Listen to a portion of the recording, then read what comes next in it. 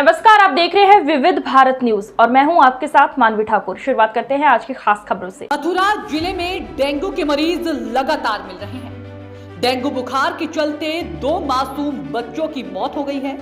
बच्चों की मौत होने से परिवार में कोहराम मचा हुआ है। कोई भी अधिकारी मामले पर बोलने को तैयार नहीं है। जिले में डेंगू बुखार लगातार अपने पैर पसारता जा रहा है।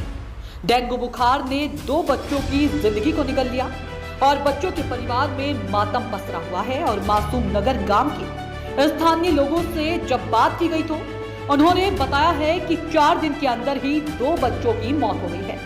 अशोक हॉस्पिटल में उन्हें भर्ती कराया गया था। एक बच्चे की अस्पताल में मौत हो गई जबकि दूसरे को रेफर कराया गया था। आगरा ले जाते समय उसने रास्ते में ही दम तोड़ दिया।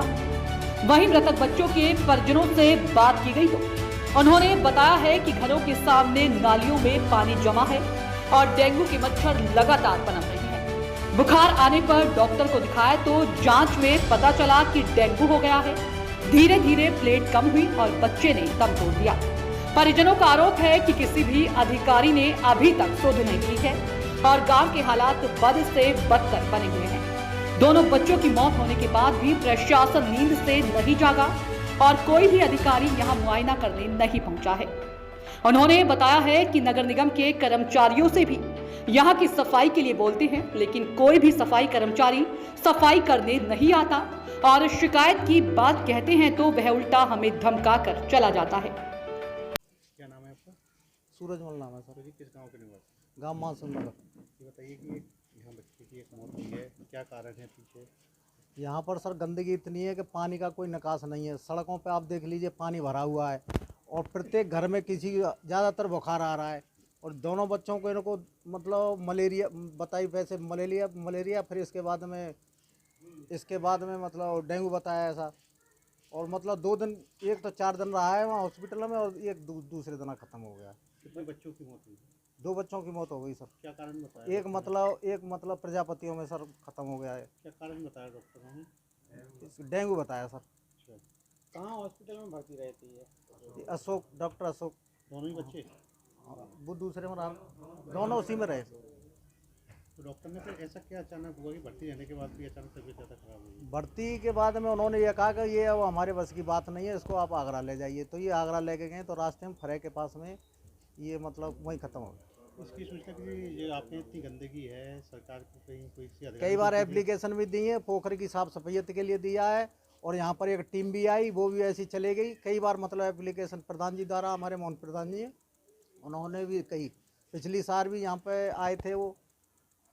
पिछली साल मतलब मीडिया वाले भी आए, उनको भी बताया, गाड़ी रास्ता भी दिखाए, लेकिन कोई साफ सफाई नहीं है। लेकिन ये बताया था सरकार भी इतनी जागरूक करेगी, जो पानी भरा होता है उसमें ही लार्वा पलता है। हाँ यही है सर। यहाँ सफाई नहीं होती। पार्षद जी आपके? पार्षद जी हमारे यहाँ गांव में एक बार भी नहीं आए। झांके ही नहीं जब से हुए हैं उनसे कई बार फोन भी करते हैं। ये आप नाली देख लीजिए, कोई साफ सफाई नहीं। गंदगी आपने उनसे अधिकारियों से अपील की, फिर भी सफाई नहीं हुई? कोई सफाई नहीं, तो इसी वजह से हो रहा है। वर्तमान में हमें कल ही एक सूचना मिली थी। मासूम नगर है, वार्ड 10 नगरीय क्षेत्र है, वैसे राल ब्लॉक में आता है हमारे। वहाँ पर 2 मौतों के बारे में सूचना मिली थी। एक बच्चा है करीब 5 साल का बच्चा, यूवी नाम का था, और एक हमारे यहाँ अनुराग नाम का 6 माह का बच्चा था। उनकी मृत्यु की सूचना मिली। तुरंत हमारे स्तर से टीमें भेजी गई। टीम भेजकर जांच कराई गई। 200-225 घरों का वो गांव है, नगर वो है क्षेत्र। और जब वहाँ जांच कराई गई तो करीब 120 मरीजों की जांच हुई, उसमें फीवर का कोई भी केस नहीं मिला। मृत्यु की जहाँ तक बात करते हैं तो यूवी जो था बच्चा, इसको फीवर आया और फीवर के साथ साथ जो परिवार में कल रात में 8-9 बजे तक सभी गांव वालों के साथ बैठ के मैंने चर्चा भी की, उनको जागरूक भी किया। जो मृत्यु का कारण पता लगा कि उसको फीवर आया था, साथ में दौरे पड़े थे, सारे शरीर पर सूजन थी। उसका कोई जांच वगैरह नहीं हुई, लेकिन उसमें जो लक्षण थे वो डेंगू से कोई भी मिलते जुलते नहीं थे। आगरा जाते हुए रास्ते में उसकी मृत्यु हो गई। दूसरा जो बच्चा अनुराग है वो यहीं लोकल स्थानीय एक चिकित्सक के यहाँ भर्ती था। उन्होंने जांच कराई थी। जांच में उसका NS1 पॉजिटिव दे रखा है।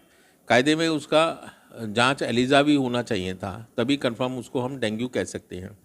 उसी में उनको 37,000 उसकी प्लेटलेट काउंट थी, उसको प्लेटलेट चढ़ाई गई। बच्चे के पिता ने बताया है कि जब बच्चा अच्छा खासा शाम को रात को खेल रहा था, करीब 12 बजे जब उसको प्लेटलेट चढ़ी उस समय उसकी स्थिति ख़राब हुई और वो एकदम से उसको डिटोरेशन हुआ, ऑक्सीजन कम हुई, उसको ऑक्सीजन लगाई, लेकिन उसकी मृत्यु हो गई। तो एक ये बच्चा यूवी था, लेकिन वहाँ जांच कराने पर जो हमारी टीम गई है, आज भी टीम वहाँ काम कर रही है, कैंप कर रही है, फीवर के हमें कोई भी केस नहीं मिले। ये बात सच है कि थोड़ा सा पानी का भराव नालियों में है, जिसके आज नगर निगम के माध्यम से सारी सफाई व्यवस्था आदि कराई जा रही है। देखिए, पहला बच्चा जो मैंने आपको यूवी का बताया है, वो तो कोई भी लक्षण उसमें डेंगू के नहीं मिल रहे हैं। स्वयं मैंने द्वारा भी वर्बल ऑटोप्सी उसके पेरेंट्स से, दोनों ही एक ही परिवार के हैं। दूसरा बच्चे के भी NS1 पॉजिटिव है, लेकिन बच्चा खेल रहा था। अगर डेंगू कंफर्म होता, अगर एलाइजा करा होता तो हम कंफर्म कह सकते थे कि उसको डेंगू हुआ है। लेकिन जैसा कि उसके पिता ने बताया, पिता उसके साथ ही था, कि बच्चा अच्छा खासा खेल रहा था, उस समय उसको बुखार भी नहीं था। लेकिन जब प्लेटलेट चढ़ी उसके बाद ही एकदम से उसको डिटोरेशन हुआ रात को और उसमें उसकी डेथ हुई है। तो अभी ये नहीं कह सकते कि डेंगू से है, लेकिन अगर डेंगू वहाँ पॉजिटिव होता तो 1-2 केसेस हमें और भी मिलते हैं। बच्चों की मौत की वजह से उसके लिए स्वास्थ्य विभाग क्या कर रहा है? उसके लिए जांच कर रहे हैं, हम देख रहे हैं, उसके इन्वेस्टिगेशन सारे देख लिए, उसके जो जांच है, जांच कराएगी, उसमें देख लिए NS1 हाँ पॉजिटिव था, लेकिन IgM उसका। Rajiv academy for technology and management जिले में उच्च शिक्षा का बड़ा केंद्र हो गया है। Doctor APJ Abdul Kalam technical university के MBA से 7वीं रैंक प्राप्त इस कॉलेज में छात्रों को न केवल पढ़ाई का बेहतर माहौल मिल रहा है, बल्कि बहुराष्ट्रीय कंपनियों से बेहतर प्लेसमेंट भी।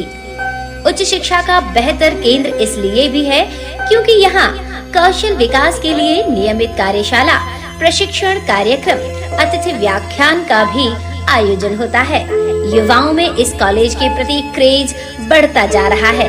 कॉलेज की विशेषता है कि औद्योगिक क्षेत्रों की यात्रा कराकर विद्यार्थियों को व्यावहारिक ज्ञान भी दिया जाता है, जो उनके जीवन में महत्वपूर्ण भूमिका निभाता है।